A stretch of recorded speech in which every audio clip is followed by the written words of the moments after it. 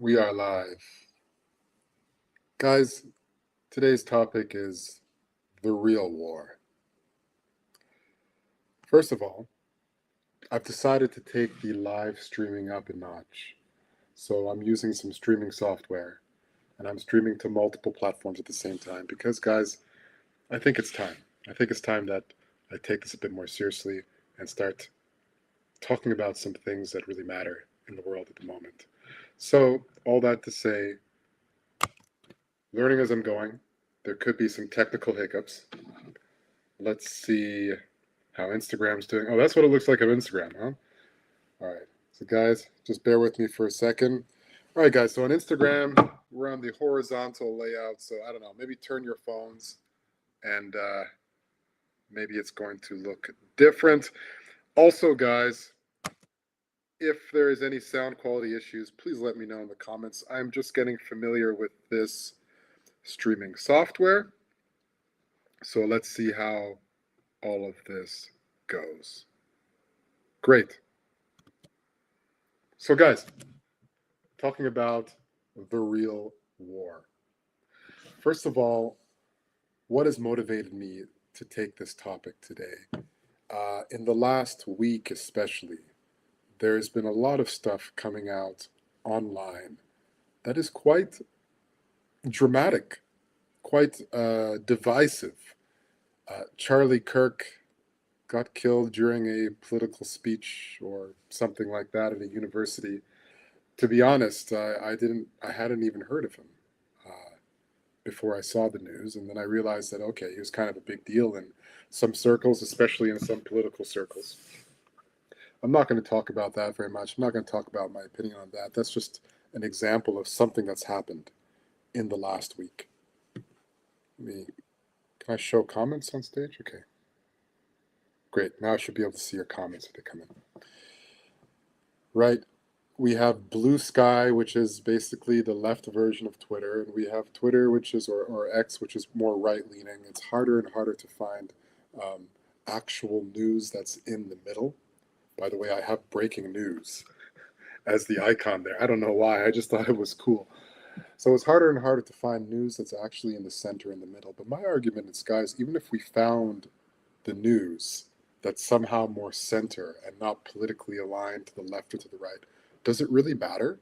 And I'm gonna argue why it doesn't, and why this is all a distraction, purposely made to distract and divide us from the real war, which is not a temporal one or a material one, political, religious, or racial, but it actually is very much a spiritual war. And we're going to get into some of not just the philosophy of that, but the nitty gritty of how it's happening and what you can do as an individual and as a collective to fight this war properly. Because, you know, you cannot fight a nuclear war with sticks and stones. You can't bring a knife to a gunfight. The one of the biggest issues that we're facing right now is that the weapons used in this war for our attention, for our spirituality, they are far above our pay grade. Most people don't even know the nature of the weapons. I'm talking about things like artificial intelligence, deep fakes, social media, echo chambers. Most people are simply not aware that these things exist. They just consume, they just live, and they believe that they're living in an objective reality. But our reality is very much manipulated. So, how do I know this? I know this quite intimately because in my previous life, I don't mean my actual previous life, I mean in this life, but many years ago, I was a tech CEO. I started one of the first artificial intelligence companies in Europe. I'm not directly responsible for all this mess, but I certainly, probably in a small part, contributed to it. Before that, I worked as a banker, as a stock trader.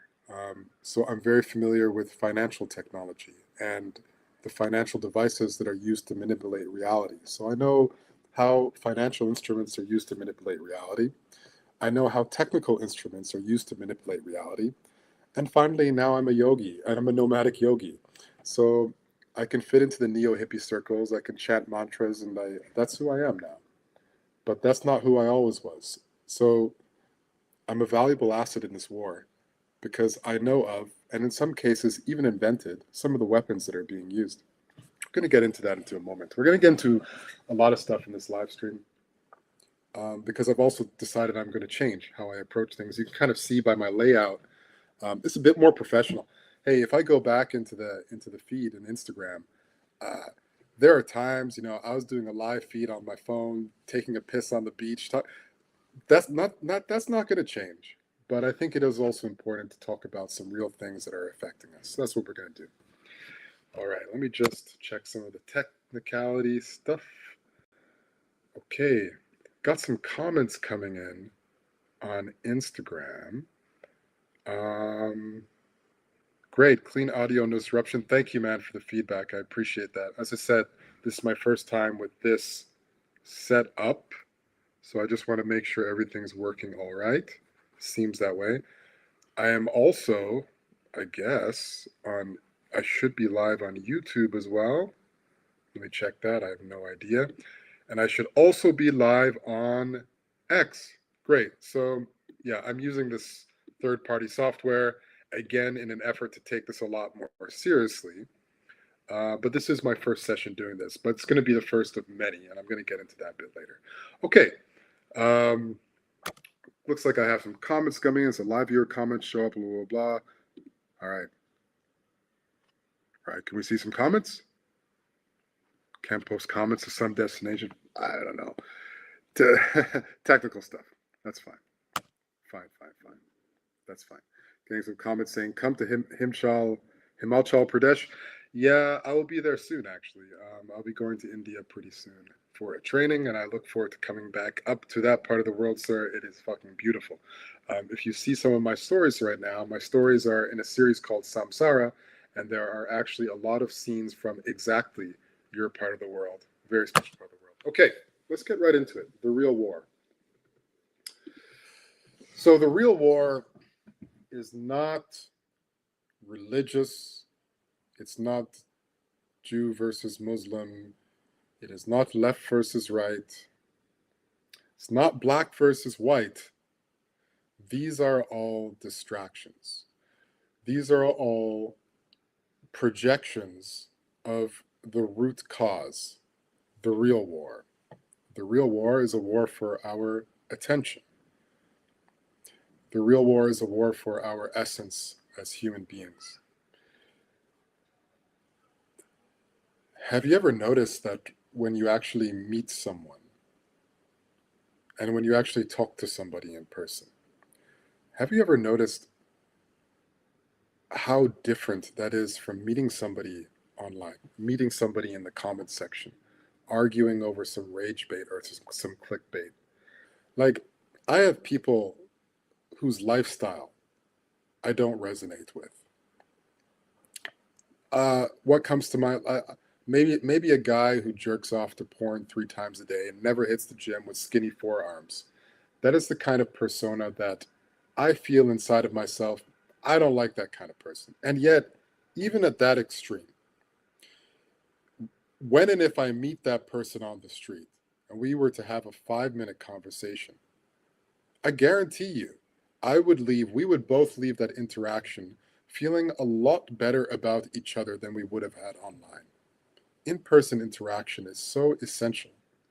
But you see, coming to the weapons that are used in this war, let's go back in time a bit. Okay, the TV. That was a very understandable and in some cases linear weapon.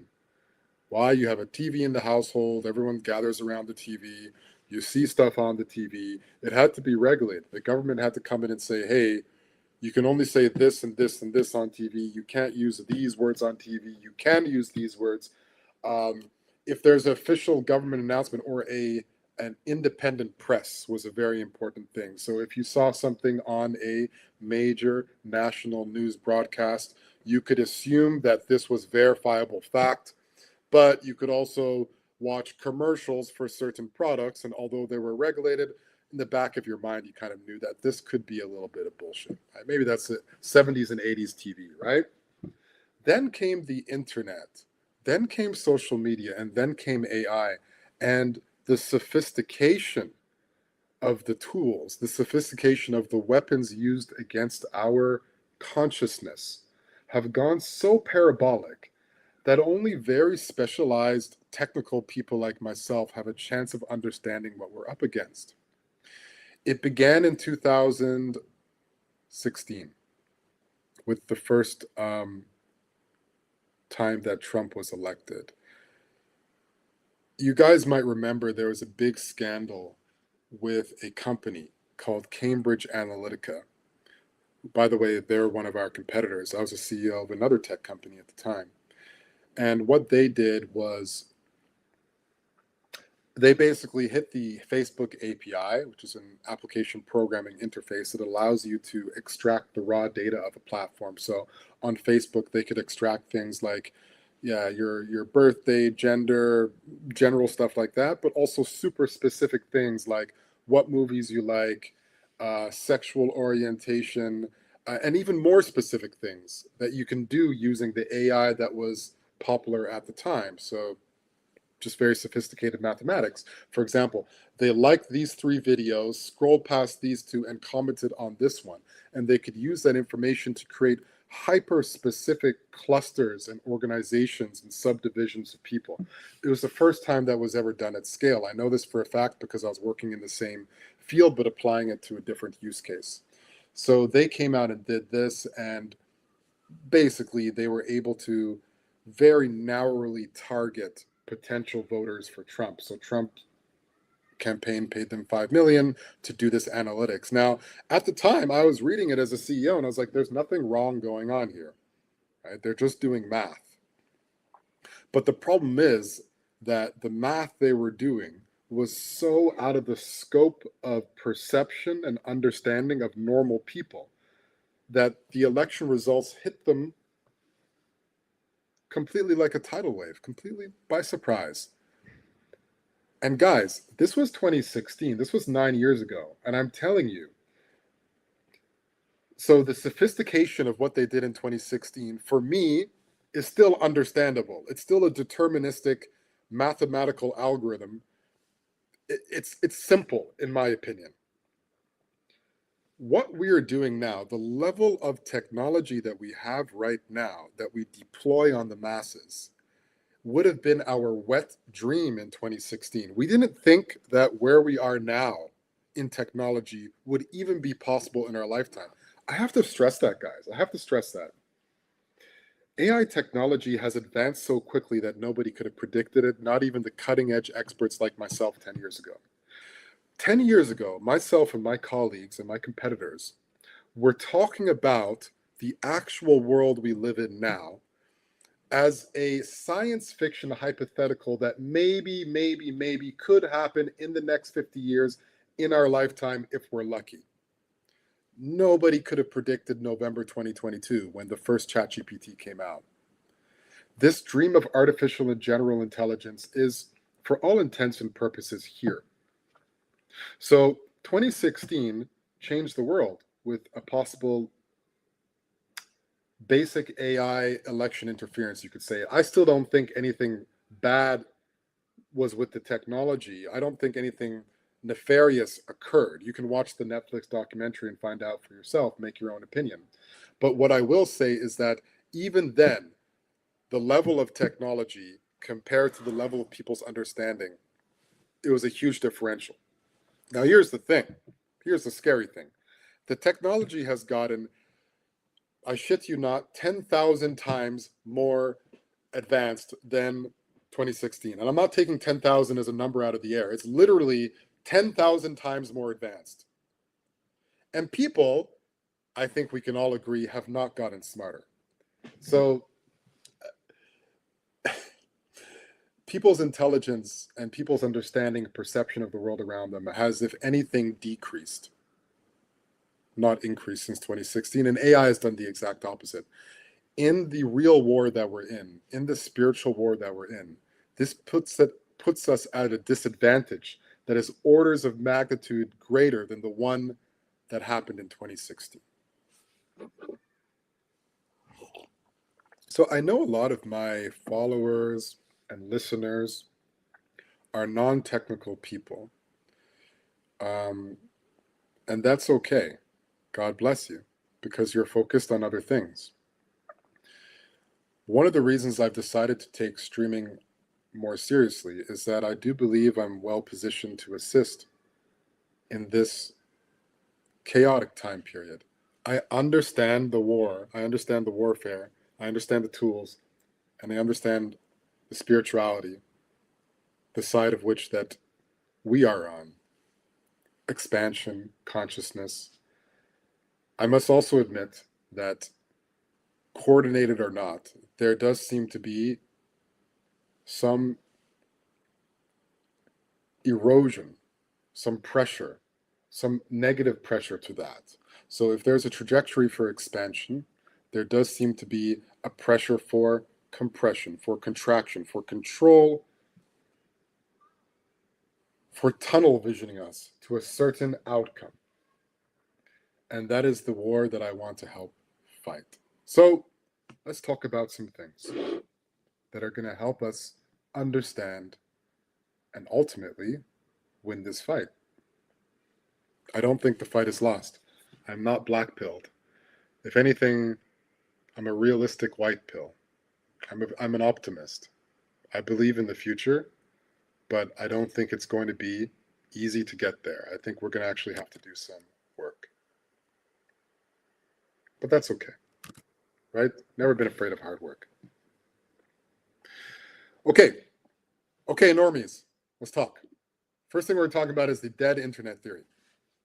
This is, let me pull up the official definition, because even the definition, there's some things that we should probably talk about a bit longer. So, if you go to the official definition of dead internet theory on Google, it says the dead internet theory is a conspiracy theory asserting that the internet has become a desolate, artificial wasteland since around 2016. Interesting. Is that a coincidence that it's also the same time around Trump and Cambridge Analytica? I'll leave that for you to decide.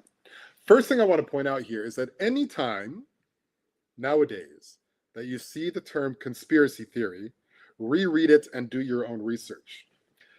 The term conspiracy theory, like so many other popular terms today, like hate speech, racism, safe spaces, etc., have been weaponized to extend from their original definitions. They have been weaponized to silence the other train of thought, to put an end to the other train of thought. So if somebody's telling you something, and then it's automatically said that's a conspiracy theory, it makes that person want to shut up.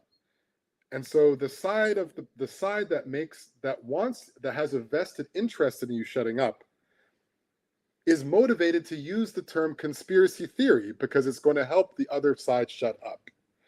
So anytime in official sources, when you hear the term conspiracy theory, don't dismiss it, double check it, and do your own research, form your own opinion.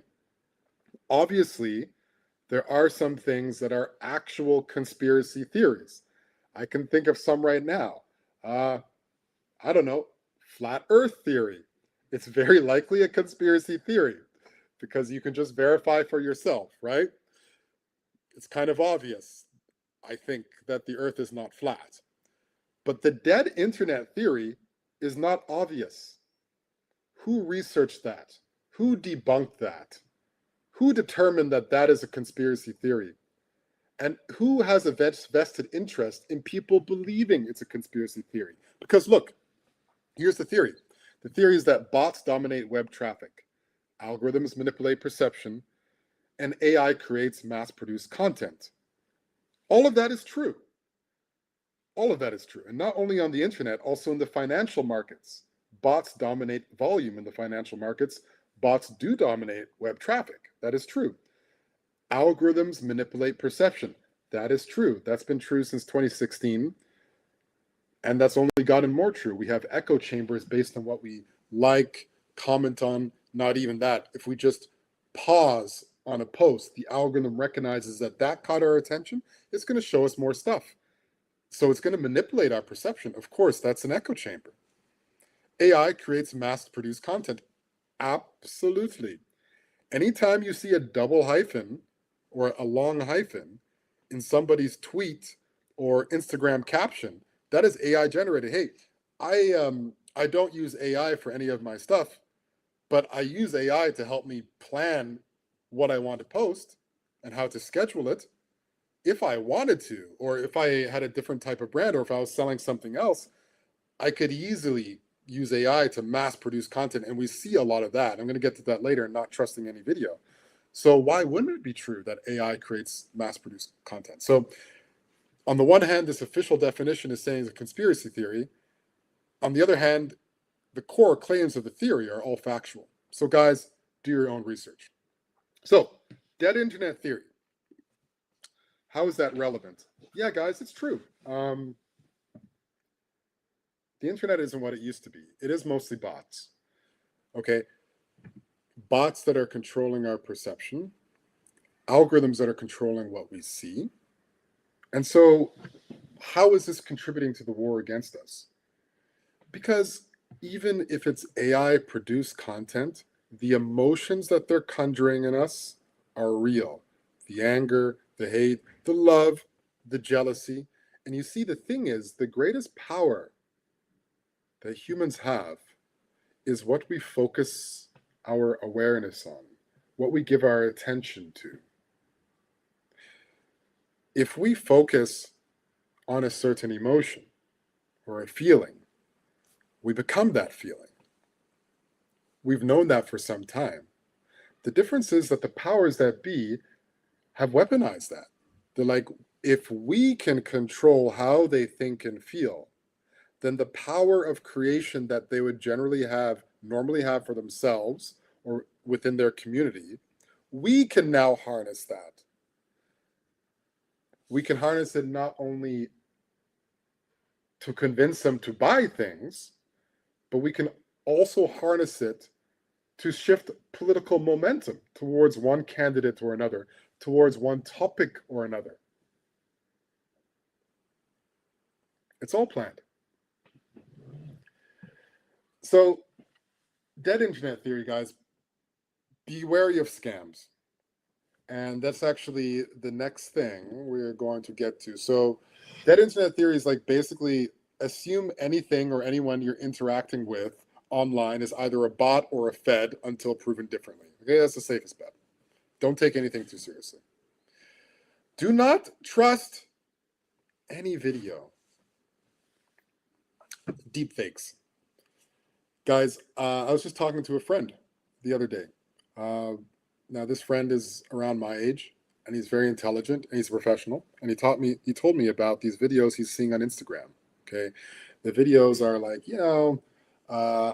it'd be like some financial guru, and he'd be like, "I told you to buy X stock," and he asked me, he's like, "Hey, what is with this? Is this legit?" And I said, like, "Man, that's absolutely a scam. This is absolutely not legit." So people like me know that. But this man, my friend, he is not a dumb guy. It's just that the average person, if they see a recognizable face in front of a stock chart, yeah, he didn't actually go and do it. He asked me about it. And even if he didn't ask me about it, he's smart enough to be like, maybe there's something with this, right? But most people are going to look at that and be like, oh, buy the thing. Or if they don't buy it, there's going to be this feeling inside of them that they're missing out on something. And it's going to make them more susceptible to whatever that thing was advertising. And it's all AI. Not only that, guys. Buying is one thing. Okay, so what? Worst case, you lose some money. This is a lot more serious. Deep fakes. I remember back in 2016, again, when I was a CEO of an AI company, the going joke was that nobody could make an effective deepfake of Putin because there was not enough content of him smiling. So since we couldn't get a shot of Putin smiling, we were not able to actually form his face and make a deepfake. That was 9 years ago. Boy, have things changed. I'm not sure if Putin is smiling any more than he used to, but the technology that we have to create deepfakes are incredible. I will not even describe the mathematics because I don't even fully understand them. but it's all there. And you don't need to be a math whiz to use it. Any hacker, any cyber terrorist can get a hold of open source software. They can pay, it's not that expensive. You can pay $5,000 for top of the line software and make incredibly convincing deep fakes. So state governments can use this to convince people that an opposing leader said or did something that they didn't. You can get scammed. If your mom has a public Facebook profile, scammers can take that, string it together. They can find her voice from whatever, string that together, and you can get a video call from your mom in your mom's voice with your mom's face asking for money. This is not the world that we're going towards. We're already in this world. So again, do not trust any video. They want your attention. They want your bindu. They want your sex. They want you to jerk off. Oh, I will not even get started on porn. If you're watching porn, if you still watch porn at this point, you really should stop. If you're gonna continue watching porn in the next 5 years, you're lost. There's not going to be any more real humans. It's going to be hyper optimized to your specific tastes. Your consciousness is gone. Stop it immediately.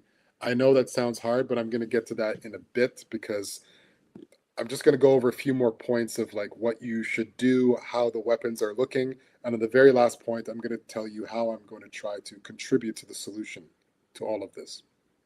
Okay. So don't trust any video. Listen, and it's very, so here's the thing.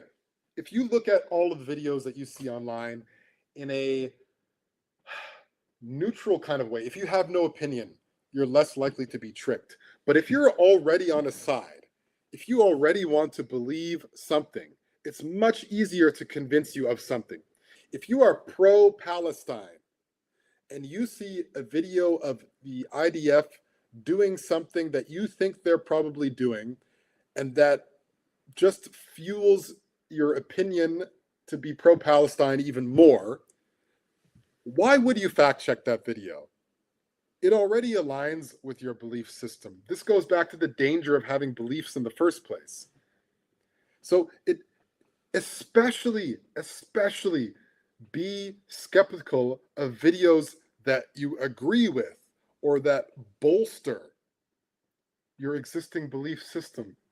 I do the same thing because I also have a belief system. And if I'm online and if I see something that supports my belief system, I can watch myself. I'm aware of my own internal reactions. I'm like, yep, that checks out. I'm really resonating that. But wait a second. Is it real? Is it real? Don't trust anything. Don't trust any video. Next point. Control social media. You need to control social media.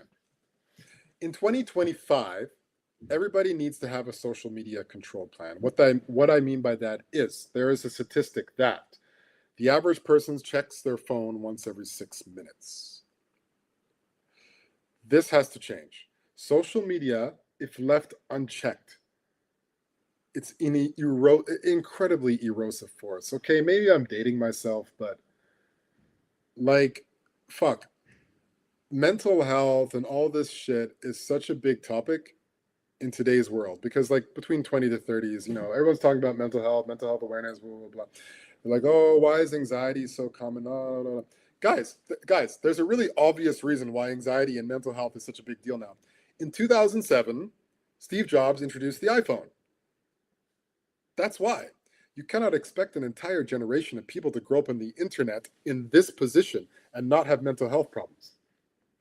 Okay, so it's not that life has gotten harder or there's more stress. There's nothing like that. It's literally that our consciousness has been hijacked by smartphones and social media, and that's why people are fucked up. So guys, given that's a fact, and given that's only going to become a lot worse, everybody on an individual basis needs to have a phone, a mobile phone, and social media plan, a control plan. For example, mine is, I personally fucking hate phones and social media. which is ironic because I'm on social media. But my plan is, and has been, I only spend a total of 10 minutes on Instagram every day. It probably seems like I spend a lot more because things are coming out all the time, but that is all pre-scheduled. I take 5 minutes and I answer messages. This is why, thank you for your patience, my dear followers. Sometimes I get messages I don't answer for days because if I cannot, I set the timer for 5 minutes. I scroll to the bottom to the last message and I just start responding. As soon as the timer goes off, that's it for the day. Then I press 5 minutes again. I go on stories, blah, blah, blah, feed, comment, blah, blah, blah, for the algorithm. 5 minutes, done. Don't check it again. Same thing with X. I have an X plan. A lot of things come out. It's all scheduled. I look at the analytics. I spend exactly 10 minutes on X every day, just going, comment, like, whatever. That's it. Other than that, not checking the phone. Some people use apps to lock their phone after a certain amount of time. That's also a strategy. Some people say that, all right, they're not going to check their phone an hour after they get up or 3 hours before they go to sleep. That's another example of a control strategy. One thing that all control strategies should have in common is avoiding this position. We are a fluid neuroplastic system. Okay, we're not just a mind and body. We are a distributed nervous system. One thing you always want to avoid is going on your phone in the lying down position. This is something that no one's talking about, and I'm going to tell you for the first time today, do not do this. Do not lie down and go on your phone, even though it feels very comfortable. Actually, the point is, do not lie down and use your phone because it feels very comfortable. If you're doing that every day, multiple times a day, what you're doing is programming your nervous system to associate, on a very fundamental cellular level, associate relaxation and a feeling of calm with social media. It is the absolute worst thing you can do for your nervous system.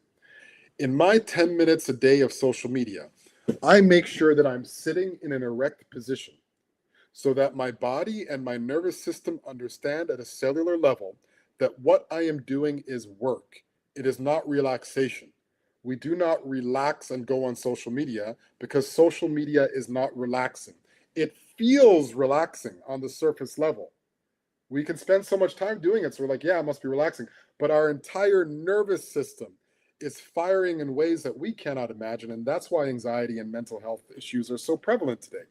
So do not do this. Whatever you do not lie down and go on social media.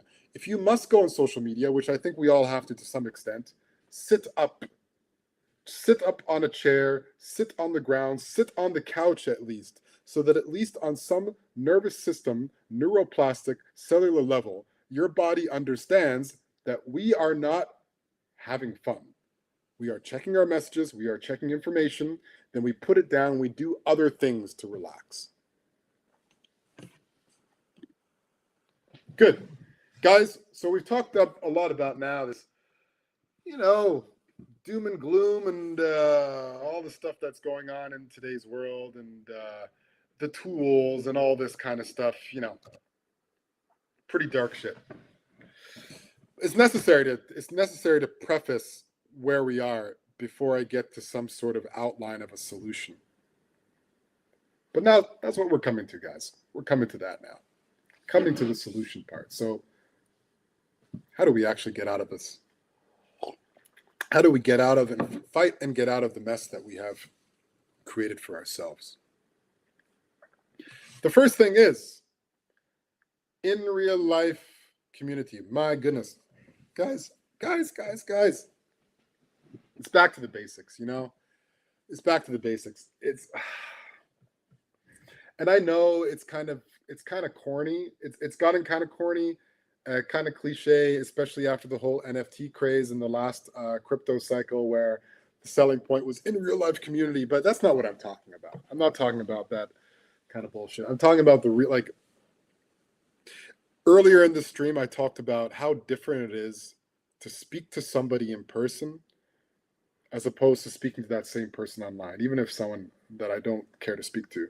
Um, you know, I'll be very candid. Uh, the blue-haired lefties online, they really annoy me. But in person, if I sit down across from a blue-haired lefty and we have a conversation, I am sure we are both going to leave that conversation feeling good about ourselves because it's a human connection. It doesn't matter what the color of their hair is or the color of their political leaning or their whatever. The thing that we have in common is this humanity. And that's what community is about. It's like we've come full circle. We went from these communities to urbanization, to technologicalization, to the world that we sort of lived in. And then everyone realized, like, hey, we lost something along the way. And now the true premium is having an in real life connection. And guys, because of AI, this is only going to get more and more relevant. If we think about what we've spoken about on this live stream, not trusting any video, the distribution of deepfakes, the efficacy rather, of deepfakes, dead internet theory, AI only getting bigger and bigger, better and better. All of this is only leading to one conclusion, and that is that the future will place a premium on in-person, in real life connections. It has to. Somebody came to me the other month and asked me for business advice. They wanted to make some money online. And I told them the exact same thing. I was like, hey, if you want to make some quick bucks, go AI. Find an idea, use AI, bang it out in a few months. You'll make a 10K, 100K, whatever. But if you, like me, are trying to build for the long term, decades, the only thing that holds value is in real life communities. Because the more sophisticated AI gets, the better that deepfakes get, is the cheaper it's going to become to consume online communities will become cheaper. And the new flex will be, I met a human being this weekend. What did you do on the weekend? Well, I met a human being. In the future, everyone's going to have an AI girlfriend, and only the rich will have an actual girlfriend. In the future, everyone's going to be on some sort of online community, which is going to be 95% bots, LLM bots that seem like humans, and that's going to be the vast majority of it because it's going to be free. But the rich and the elite will actually meet with people. So the new rich and the new elite you can get in today by actually forming communities. Listen, everybody has friends, everybody has family, and this is one thing that I've had to teach myself too.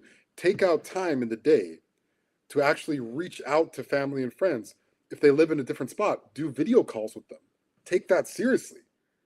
It's not just a nice to have anymore.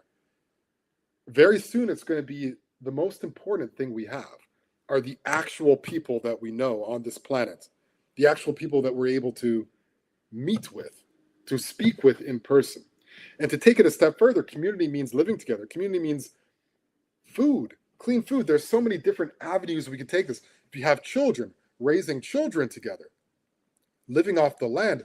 This is all the stuff that, the Twitter people, you're going to post X, you're going to post a picture.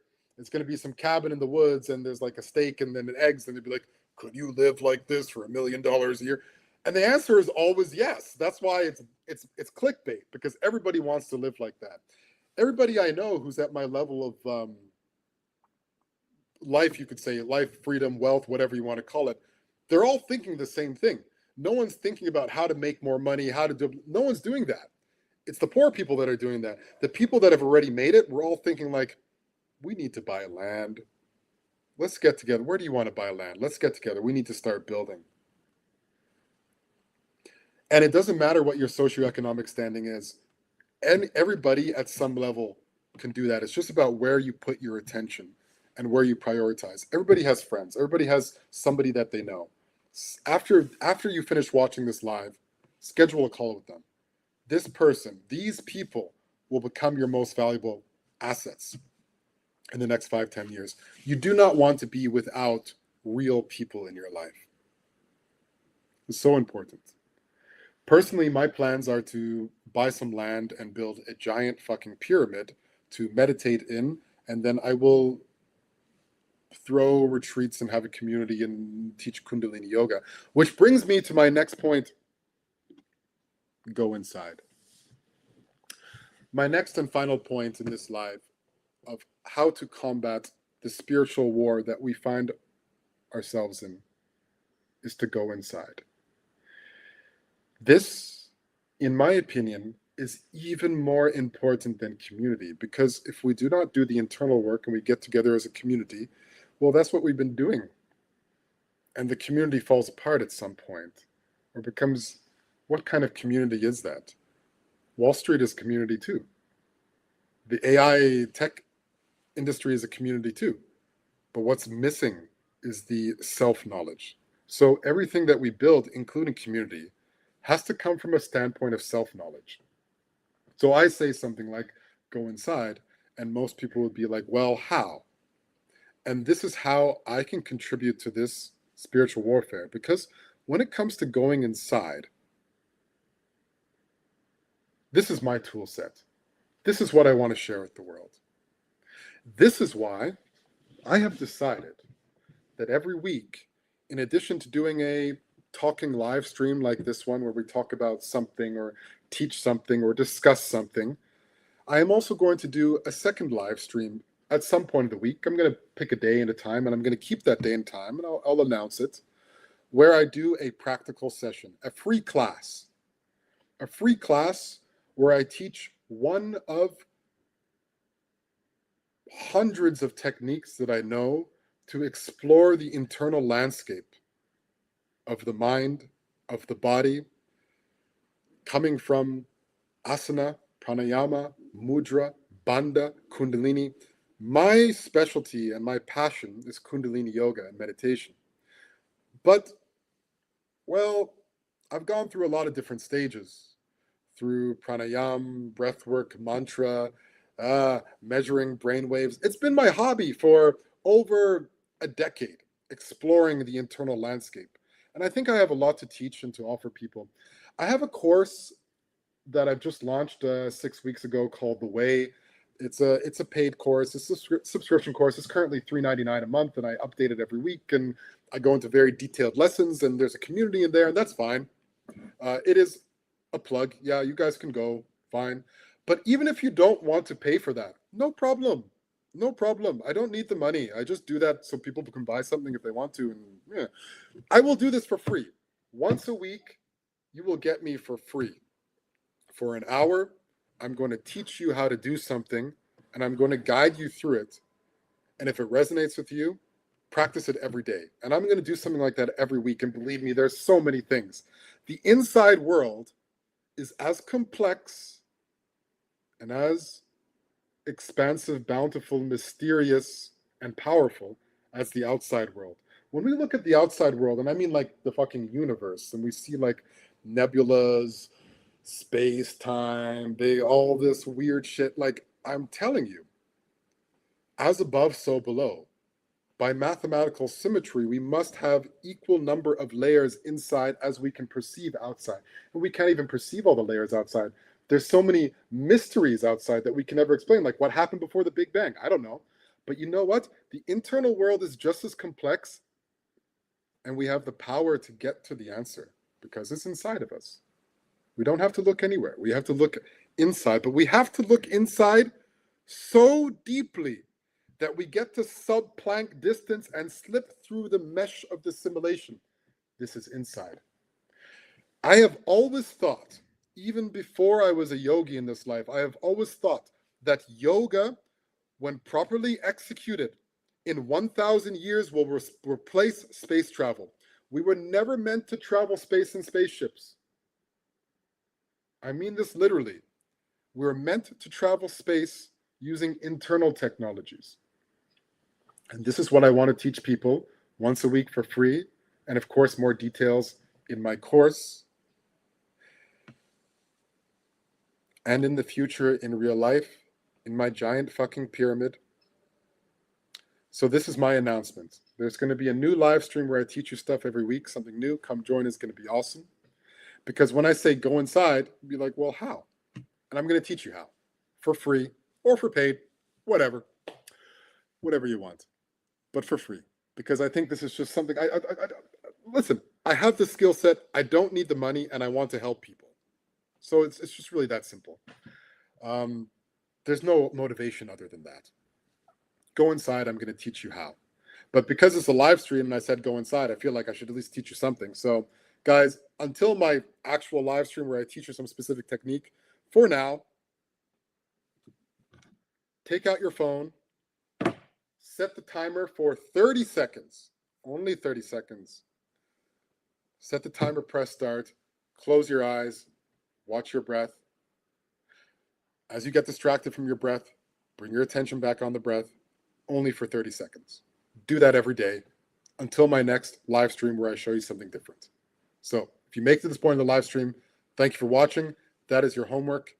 The real war is spiritual, but I'm an optimist. The war is not lost, but we have some work to do, and I want to help with that. So that's all, my friends. Until next time, thank you so much for joining.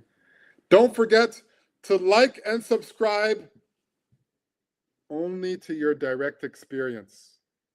Nothing to that I say or some bullshit online. Only to what you can directly experience and perceive. And if your field of perception is too small, then do not like and subscribe anything. Just invest in expanding your intuition. How? By going inside. So that's where I come in, guys. I'm going to help you go inside. I'll see you next time. Peace and much love. Bye-bye.